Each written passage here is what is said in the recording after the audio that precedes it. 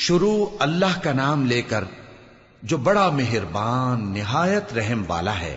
جو چیز آسمانوں میں ہے اور جو چیز زمین میں ہے سب اللہ کی تسبیح کرتی ہے، اسی کی سچی بادشاہی ہے اور اسی کی تعریف ہے، اور وہ ہر چیز پر قادر ہے۔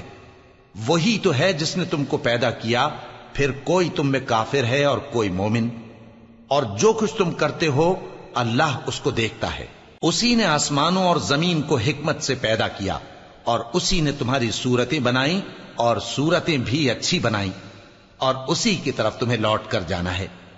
جو کچھ آسمانوں اور زمین میں ہے وہ سب جانتا ہے، اور جو کچھ تم چھپا کر کرتے ہو اور جو کھلم کھلا کرتے ہو اس سے بھی آگاہ ہے، اور اللہ دلوں کے بھیدوں تک سے واقف ہے۔ کیا تم کو ان لوگوں کے حال کی خبر نہیں پہنچی جو پہلے کافر ہوئے تھے؟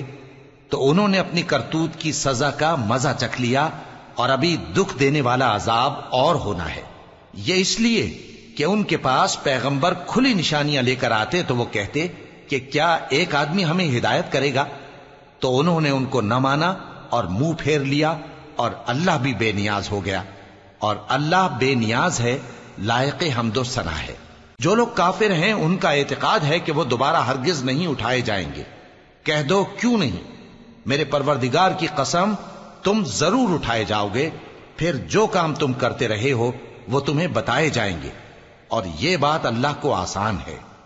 تو اللہ پر اور اس کے رسول صلی اللہ علیہ وآلہ وسلم پر اور اس نور یعنی قرآن پر جو ہم نے نازل فرمایا ہے ایمان لاؤ، اور اللہ تمہارے سب اعمال سے خبردار ہے۔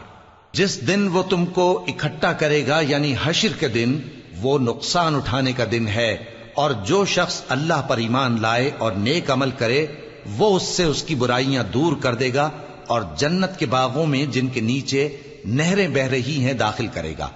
وہ ہمیشہ ہمیشہ ان میں رہیں گے، یہی بڑی کامیابی ہے۔ اور جنہوں نے کفر کیا اور ہماری آیتوں کو جھٹلایا وہی اہل دوزخ ہیں کہ ہمیشہ اس میں رہیں گے، اور وہ بری جگہ ہے۔ کوئی مصیبت نازل نہیں ہوتی مگر اللہ کے حکم سے، اور جو شخص اللہ پر ایمان لاتا ہے وہ اس کے دل کو ہدایت دیتا ہے، اور اللہ ہر چیز سے باخبر ہے۔ اور اللہ کی اطاعت کرو اور اس کے رسول کی اطاعت کرو، پس اگر تم منہ پھیر لوگے تو ہمارے پیغمبر کے ذمے تو صرف پیغام کا کھول کھول کر پہنچا دینا ہے۔ اللہ جو معبود برحق ہے اس کے سوا کوئی عبادت کے لائق نہیں، تو مومنوں کو چاہیے کہ اللہ ہی پر بھروسہ رکھیں۔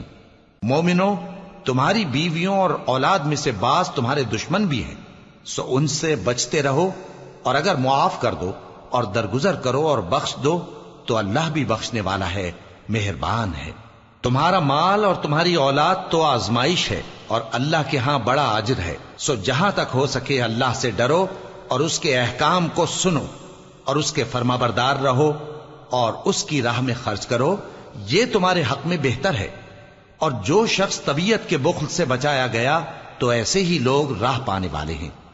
اگر تم اللہ کو نیک نیتی سے قرض دو گے تو وہ تم کو اس کا کئی گنا دے گا، اور تمہارے گناہ بھی معاف کر دے گا، اور اللہ قدر شناس ہے، بردبار ہے، پوشیدہ اور ظاہر کا جاننے والا ہے، غالب ہے، حکمت والا ہے۔